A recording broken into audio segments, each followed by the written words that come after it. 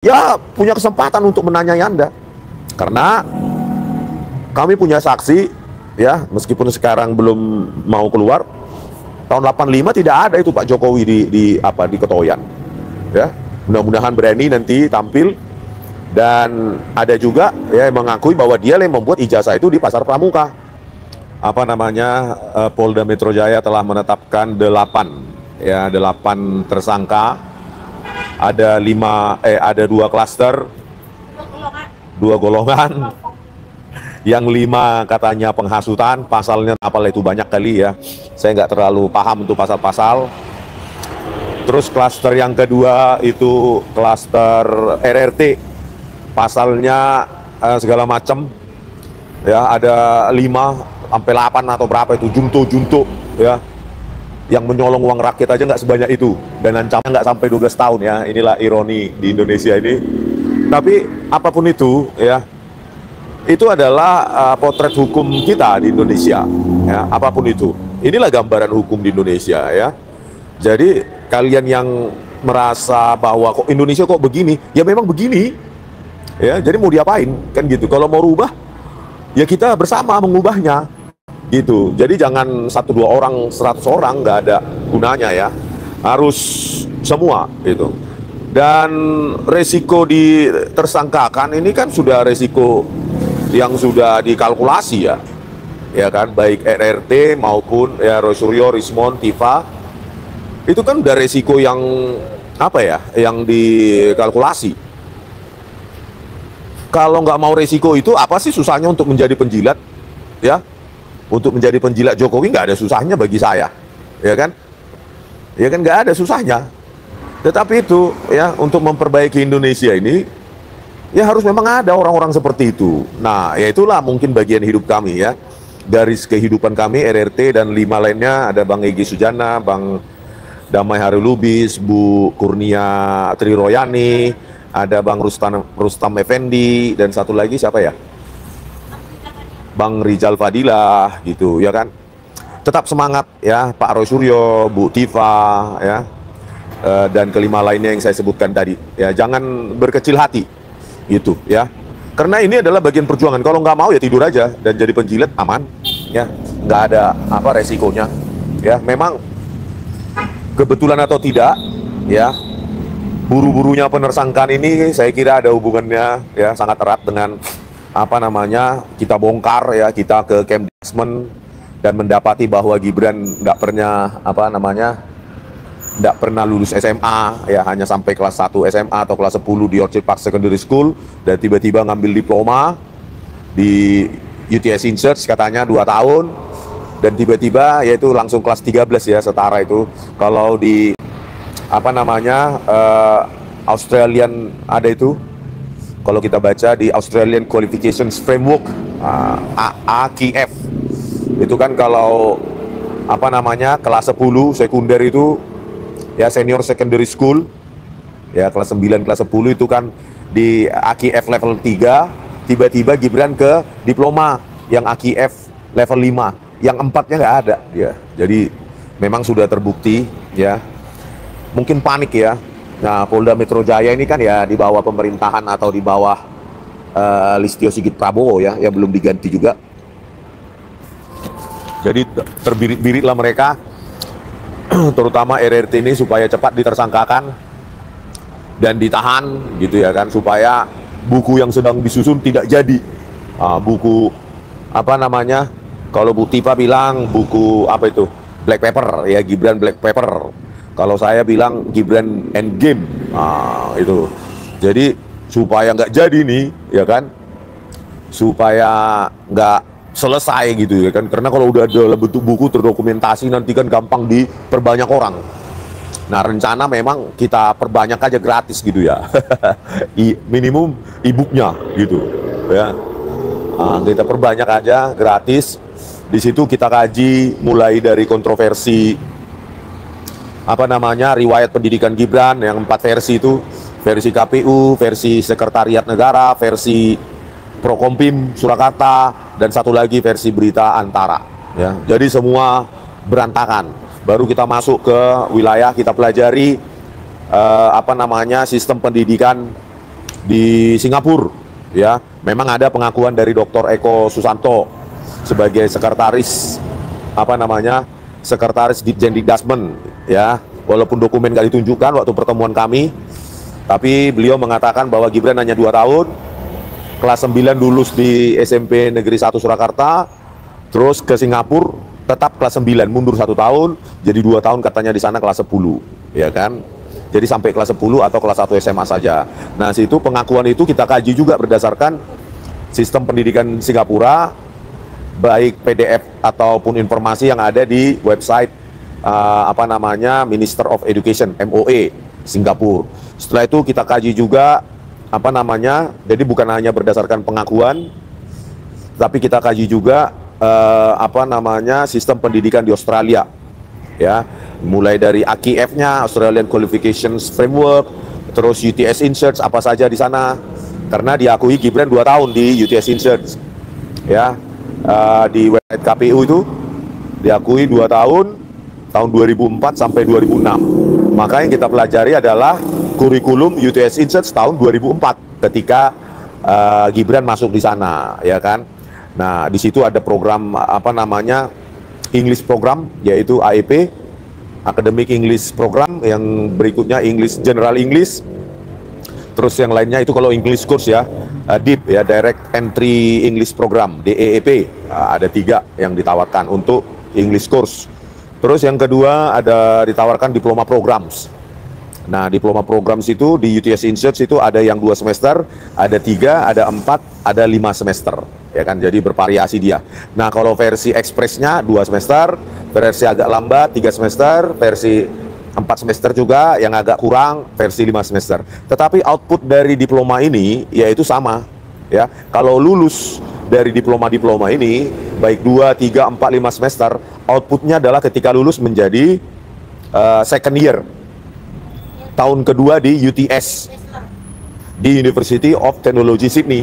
Jadi baik walaupun 5 semester diambil, ya, mungkin lambat, ya, mahasiswanya, atau cepat yang 2 semester, yang agak cepat 3 semester, yang agak lambat 4 semester, yang lambat banget 5 semester diploma ini, itu outputnya, bahkan yang 5 semester sekalipun, itu outputnya kalau lulus adalah, ya, tahun kedua. Jadi tetap ini baik 2 sampai 5 semester ini yang ditawarkan adalah mengganti atau mensubstitusi tahun pertama di UTS, bukan, ya, University of Technology Sydney. Jadi itulah program-program yang ditawarkan oleh UTS Insearch, ya. Saya bukan ngomong sembarang, tentu itu berdasarkan di web arsip, ya. Di web arsip itu ada UTS Insearch Curriculum ataupun brosur dalam bahasa Indonesianya juga ada. Itu terdokumentasi kok, ya. Jadi ketika Gibran dari kelas 10 langsung ke diploma, ya, itu kan diploma artinya apa? Program transisi yang mensubstitusi tahun pertama. Kalau dia lulus di diploma itu, maka dia masuk ke tahun kedua UTS, ya. Kalaupun dia 5 semester ngambil diploma di UTS Insearch, itu tetap outputnya adalah tahun kedua di UTS kalau lulus, kan gitu, ya. Dan buku itu juga mengupas tentang surat keterangan, ekivalensinya, kenapa disebutkan grade 12, ya.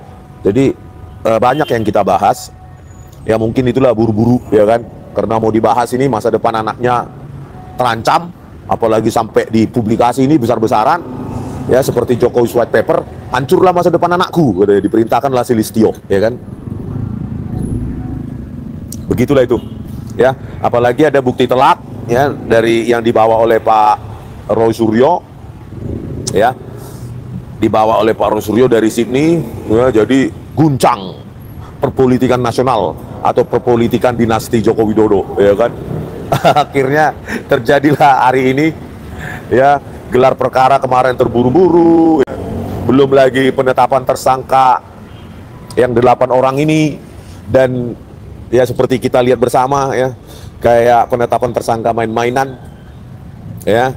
Pertama katanya dituduh menghasut untuk yang klaster pertama, yang klaster kedua mengedit, apa itu dibilang, memanipulasi dokumen ijazah Jokowi, katanya kami, ya. Itulah tuduhannya, pasal-pasal itu kira-kira begitu, ya, di infografis di Kompas saya baca. Nah, heran, ya, sudah 8 orang tersangka, Kembali lagi kejadiannya seperti apa namanya pada saat Bambang Tri dan Gus Nur dipidana ya. Tidak ada ijazah Jokowi tadi ditampilkan. Selalu tidak ada. Pada saat gelar perkara khusus yang kami hadiri juga tidak ada ijazah Jokowi. Pada saat pengumuman Dirtipidum identik otentik juga tidak ada. Tadi juga penersangkaan juga tidak ada. Inilah potret hukum di Indonesia. Bisa orang ditersangkakan ya dengan ratusan saksi katanya, ada 19 ahli katanya, ya. Ada pengakuan dari UGM katanya, ya, ada forensik katanya. Tapi seorang Polda Metro Jaya ketika ingin memidana orang, mengkriminalkan orang, ya, mengkriminalkan orang, menersangkakan untuk dipenjara orang-orang itu, ke-8 orang itu termasuk saya, modalnya nggak ada. Ya, tidak berani menunjukkan mana sih ijazah yang menjadi basis katanya pemfitnah, pencemaran nama baik, penghasutan, pengeditan. Nggak berani menunjukkan itu. Padahal katanya sudah ratusan saksi, sudah ahli, sudah diperiksa dengan segala macam disiplin. Tetapi seorang Kapolda loh tidak berani, dan tadi statementnya terlalu hati-hati untuk seorang Kapolda, tidak meyakinkan ya. Ya itulah kalau memang ya berdasarkan perintah yang nggak masuk akal kan begitu, kepolisian kan begitu. Kalau apa yang dikatakan bosnya lakukan. Ya, walaupun itu melawan hati nuraninya, walaupun itu melawan logikanya, ya, kewarasannya, itu harus dilakukan. Kalau enggak dia akan kehilangan jabatan. Ya, itulah yang terjadi di kepolisian kita. Ya, padahal ada juga statement tadi kita dituduh mengedit, memanipulasi, ya, dokumen ijazah Jokowi dengan cara yang tidak ilmiah katanya. Cobalah bayangkan. Polisi sekarang menentukan seseorang itu ilmiah atau tidak. Polisi, bayangkan. Lewat saksi mungkin ahli yang dia panggil, terus ditentukanlah bahwa ahlinya mereka, bahwa RRT itu tidak ilmiah. Ya mereka kan ngomongnya di depan meja penyidik. Penyidik nggak tahu apa-apa. Ya, kalau dia berani seminar, ayo, gitu loh. Tetapi ya itulah, mereka ya memanggil ahli-ahli yang menurut mereka menguntungkan Jokowi. Ya, ahli-ahli itu ya dengan gampang misalnya mengatakan, oh itu tidak apa ilmiah, oh itu tidak boleh di digital forensik, itu di analog katanya gitu. Mereka akan pilih lah ya ahli-ahli yang mendukung penetapan tersangka itu gitu loh. Tetapi kalau berani, ayo coba ahlinya itu, ayo kita ketemu debat terbuka, berani nggak gitu. Ya, dengan enteng mengatakan orang tidak ilmiah, dan itu polisi loh. Saya bingung. Polisi ini sudah hebat kali saya lihat. Polisi ini sudah melampaui kekuasaannya, melampaui kewenangannya, mengatakan orang tidak ilmiah. Ya, kok bisa kesimpulan itu kalian ambil? Kalau kalian percaya diri, tinggal tunjukkan ijazah itu. Ya, tinggal tunjukkan. Ya, selalu mereka bilang itu kan sudah bertahun-tahun yang lalu ijazahnya Jokowi diributkan, bla bla bla. Iya, diributkan lah. Kenapa? Karena dua terpidana, dua anak bangsa, Gus Nur dan Bambang Tri, itu cuma modal fotokopi loh. Makanya diributkan lagi. Ya, logika berpikir para pengacara Jokowi ini selalu menghindar bahwa Jokowi tidak pernah menunjukkan ijazahnya ke publik. Padahal itu ijazahnya dia karena telah dipakai sebagai mencalonkan diri sebagai pejabat publik, maka ijazahnya adalah harusnya dokumen publik, ya. Dan hari ini dilaporkan oleh Bonatua Silalai, ternyata KPU Pusat tidak pernah mengautentikasi ya ijazah yang dilampirkan untuk mencalonkan diri sebagai presiden, yang fotokopi legalisir itu tidak pernah diautentikasi ke UGM. Itulah hari ini dilaporkan. Jadi memang ini kombinasi apa ya, kepanikan dari Parcok dan Jokowi akibat ya satu, kita bongkar ya di Jokowi White Paper, yang kemudian kita sedang menuliskan buku untuk Gibran ya, karena memang kalau sempat buku itu beredar maka habislah sudah karir politik Gibran. Ya memang tidak pernah lulus SMA atau SMK, baik di dalam, baik secara sistem pendidikan nasional kita ya, maupun sistem pendidikan di luar negeri, baik di Singapura maupun di Australia.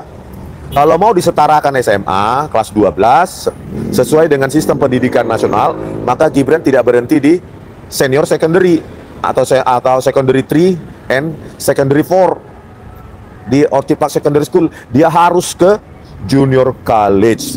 Itulah untuk menuntaskan SMA, gitu loh. Dan ketika saya tanya kepada Dr. Eko Susanto, ya memang surat keterangan semacam itu dari kelas 10 SMA plus diploma UTS Insights itu baru sekali itu terjadi penyetaraan itu, ya.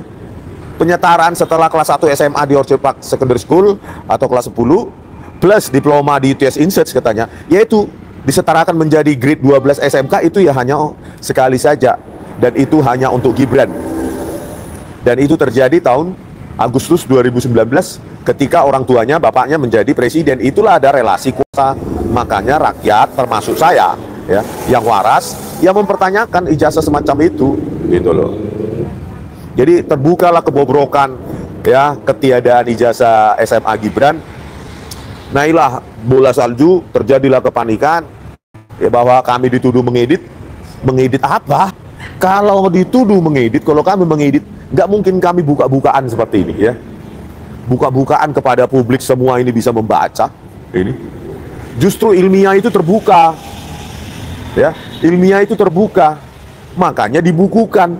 Orang bisa beli, orang bisa baca. Mananya kami yang dituduh mengedit? Ini kan dosen-dosen pun bisa beli ini, ya. Sementara tuduhan tidak ilmiah terhadap buku kami itu hanya ada dari beberapa ahli, 2 atau 3 ahli, ya, yang diakui atau diberikan statementnya di meja penyidikan oleh penyidik yang nggak tahu apa-apa di bidang ini. Kan konyol itu. Sementara kami terbuka karena ilmiah itu adalah open, ya. Ilmiah itu artinya bisa diuji oleh orang lain, bisa repeatable, reconstructible, direkonstruksi oleh orang lain ini, ya, bukan pengakuan di meja penyidik ahli-ahlinya itu, kan begitu. Terus dibilang kami, dituduh kami apa namanya, mengedit. Apanya yang mau diedit? Coba, apanya yang diedit? Kalau mengedit itu sama dengan mencuri, nggak mungkin terbuka. Kalau kita memanipulasi, nggak mungkin terbuka begini. Memanipulasi dokumen ijazah Jokowi, ya, mulai dari apa, polemik, ini bab 2, polemik proses akademik Joko Widodo, transkrip akademik tanpa tanda tangan otoritas UGM, tanpa stempel basah, tanpa tanda tangan dekan dan pembantu dekan, dan itu ditunjukkan oleh Dirtipidum sendiri, ya. Nggak mungkin ada transkrip nilai UGM seperti itu, kosong tanpa otoritas. Dari mana bisa lulus kalau tanpa transkrip nilainya, tanpa stempel basah, tanpa tanda tangan, dan itu tulis tangan, tidak diketik. Padahal di sini kami cantumkan, ya, yang dari UGM sesungguhnya yang pakai mesin ketik, dan itu semua tanda tangan basah. Di sini ada semua di sini. Mananya yang nggak ilmiah? Makanya saya bilang bingung, ya kan? Ini, cantumkan ini. Inilah yang sesungguhnya format seperti ini dan mesin ketik. Jadi itulah, ya, mulai dari itu, ya, skripsi tanpa tanda tangan penguji, ya memang iya, bukan kami manipulasi. Bahkan pada saat saya berdebat dengan apa namanya Profesor Kuncoro juga nggak bisa jawab, kan, ya memang itu tidak ada tanda tangan penguji. Yang menurut Profesor Sofian, ya memang setelah ditanya ke staf UGM, memang tidak pernah diuji. Ya, skripsi nggak pernah diuji, ya berarti kan nggak pernah ada ijazah. Makanya sampai detik ini, ya, seorang Kapolda pun kemarin Dirtipidum nggak berani menampilkan kepada halayak ramai, ke rakyat baik termul maupun non termul, kan rakyat semua ini, kan nggak berani. Miris, ya, penegakan hukum semacam ini, ya. Sudah puas mungkin Pak Jokowi, sudah puas Anda, ya. Nah, kemarin Gus Dur dan Bambang Tri sudah puas Anda penjarakan. Sekarang ini 8 orang lagi Anda penjarakan. Nanti 50 orang lagi mempertanyakan ijazah Anda yang nggak pernah muncul di publik, yang katanya mau ditunjukkan di pengadilan, itu akan omong kosong, itu semua omong kosong. Nanti ada 50 orang lagi mempertanyakan, penjarakan. Nanti 100 orang, 1000 orang, 10.000, 100.000 orang, 1 juta orang, penjarakan semua Pak Jokowi, ya. Penjarakan biar puas Anda. Jadi itulah pemirsa, kelihatannya dia lemah gemulai, lemah lembut, tetapi itulah kebengisan dia. Ya, kelihatannya wajahnya seperti itu, tapi bengis, gitu loh. Ya. Jadi kalau nanti ada pengganti RRT lagi mempertanyakan ini lagi, ya saya yakin ada ya penduduk Indonesia yang berani, yang tetap melanjutkan perjuangan ini, ya, melanjutkan perjuangan ini, dan terutama yang masih aktif ini, mengupas tuntas ketiadaan ijazah SMA dari Gibran Rakabuming Raka. Saya yakin akan ada yang meneruskan perjuangan ini. Saya yakin dari 280 juta rakyat Indonesia, tidak semuanya pengecut, tidak semuanya bisa ditakut-takuti karena penjara, karena tersangka, terpidana. Tidak semua, saya yakin. Saya masih ada harapan, ya. Saya masih ada harapan bahwa akan ada muncul lahir anak bangsa, putra-putri Republik Indonesia ini yang berani membongkar bahwa Gibran tidak punya ijazah SMA maupun SMK, baik di Indonesia dengan sistem pendidikan nasional maupun di luar negeri.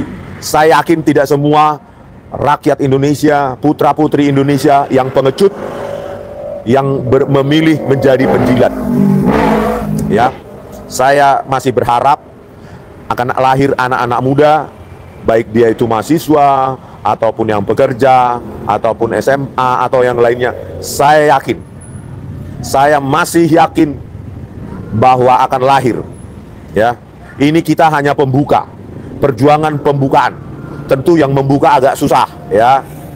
Sama seperti kita mengarambas, ya kan? Kalau ladang itu sudah punya semak-semak, maka yang merambas pertama, pionir itu tentu resikonya lebih besar, kena duri, kena ilalang, ya kan?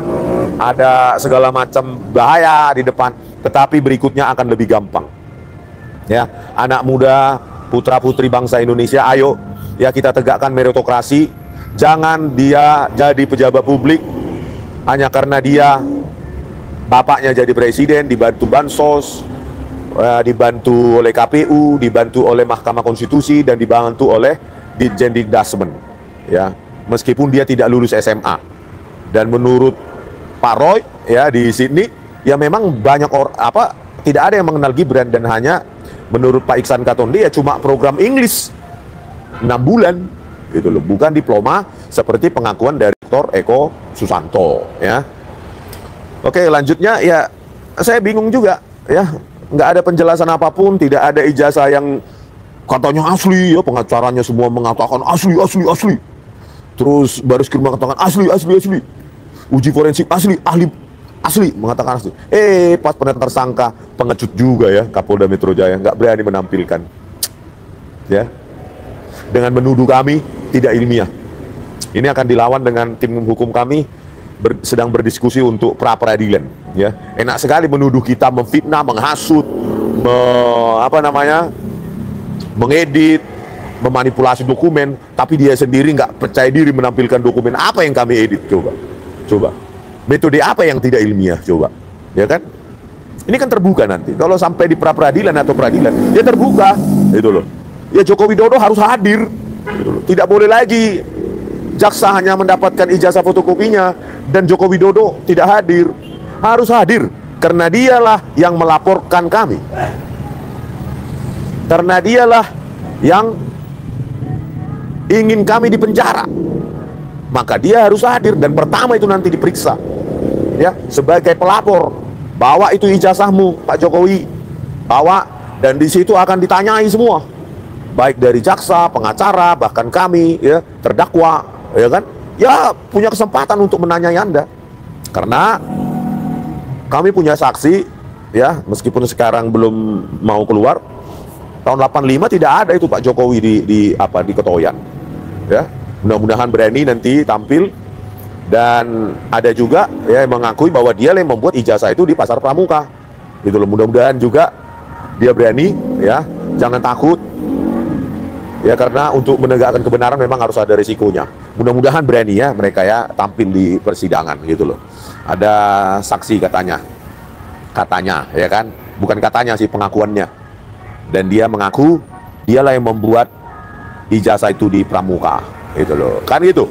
Ya. Terus metode apa yang tidak ilmiah? Uji lintasan stempel, analisa sebaran intensitas red, green, blue. ya kan? Dibuat apanya? Tabel-tabel intensitas warnanya, mana yang nggak ilmiah? Ya, terus ada juga untuk uji lintasan stempel ada gradient analysis. Di situ ada pakai directional gradient mapping, directional multi-scale gradient analysis, gradient magnitude analysis. Apanya? Jangan-jangan ahli yang dipanggil oleh polisian ini nggak paham kan? Karena ya bisa jadi dia ahli di bidang database, pura-pura tahu ya kan? Ahli di bidang jaringan, komputer, tapi nggak paham seperti ini langsung dibilang, oh tidak ilmiah itu, harusnya analog forensik bukan digital. Nah, karena ketidakpahamannya. Ya nanti kita lihat di persidangan seberapa dalam Anda memahami dan seberapa meyakinkan Anda di depan hakim menyatakan bahwa ini tidak ilmiah. Kan harus dijawab ini, mana yang tidak ilmiah. Belum lagi uji error level analysis, overlapping detection dengan ijazah pembanding itu ya, tumpang tindihnya huruf dengan logo. Belum lagi uji analisis lapisan visual pakai Cummins clustering, ya kan? Terus uji proportional spacing dan kerning, uji overlay, ya saya rekonstruksi lembar pengesahan pembimbing Jokowi pakai Microsoft Word, ya kan? Kok sama persis dengan yang diklaim pakai oleh Dirtipidum itu pakai hand press atau letter press, dengan jarak antar huruf sama, bentuk huruf sama, ya jarak antar kata juga sama.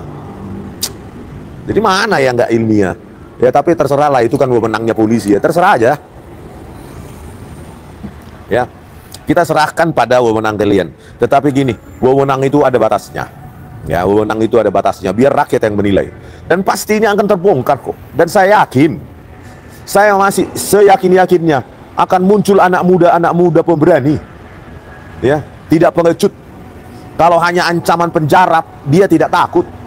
Akan muncul, saya yakin itu. Ya, karena ini nggak bakal selesai, gitu loh. Ya, nggak bakal selesai ini. Ya, hanya karena RRT ditersangkakan, ditahan, gitu, langsung selesai? No, ya, tidak akan selesai. Terus belum lagi analisis glip, bentuk huruf, noise pattern analysis. Jadi kalau polisi bisa menentukan orang ini nggak ilmiah, waduh udah bahaya kita ini, ya. Sampai di bidang ilmiah aja harus lewat polisi ya kan, ya. Bahwa ini nggak ilmiah, dituduh kita memanipulasi dan metode tidak ilmiah. Memangnya polisi menentukan ilmiah atau tidaknya, ya? Harusnya kan di gelar perkara atau penetapan tersangka itu majukan dong ahlinya itu, tanyakan di depan apa, mana yang nggak ilmiah gitu loh, ya. Bagian mana yang nggak ilmiah, bagian mana yang kami edit katanya, diedit, manipulasi dan tidak ilmiah, itu kata kuncinya kan. Ya tapi ini terserah Pak Prabowo Subianto lah ya. Bagaimanapun ini di rejim Pak Prabowo Subianto. Ya kalau orang mengkaji dokumen publik, ijazah pejabatnya saja bisa dengan gampang dikriminalisasi, maka pembungkaman hak intelektual orang untuk mengkaji, untuk menjawab permasalahan di masyarakat itu akan terpasung. Dan hati-hati Pak Prabowo Subianto ya, kalau terpasung itu tersendat di sini dan suatu saat bisa meledak. Ya, ya lihat aja masyarakat mana yang ingin ya sebagai apa, yang waras, yang kritis, ya, atau masyarakat yang memang gampang tergiring. Ya, kita lihat aja besok. Dan saya yakin, tetap sekali lagi sebelum saya tutup, saya sangat yakin akan muncul putra-putri bangsa, ya, pemberani dan tidak pengecut yang akan melanjutkan perjuangan ini, ya, yang akan melanjutkan perjuangan ini. Oke, ada komentar? Nah itulah kita sayangkan ya, Komite Reformasi Polri kok melibatkan Otto Hasibuan dan apa namanya Tito Karnavian. Pak Prabowo Subianto, apa nggak dibaca buku yang saya kasih itu Pak? Kalau Bapak nggak percaya kan tinggal panggil ahli independen menguji itu. Aduh Pak, jauh kali lah dari aspirasi masyarakat, tapi terserah Anda punya hak prerogatif ya kan. Nanti kita lihat rakyat itu puas pada Anda atau cuma manipulasi survei ya. Masyarakat di bawah ini bagaimana Pak? Terserah Anda. Oke, ya Polri ini mau dibawa kemana juga terserah Anda. Karena pada saat kampanye Anda berjanji kan siap mati demi rakyat, ya kan? Bukan mempertahankan atau membalas hutang budi, ya. Oke? Oh ya, di apa aku kok nggak ada ya komentar?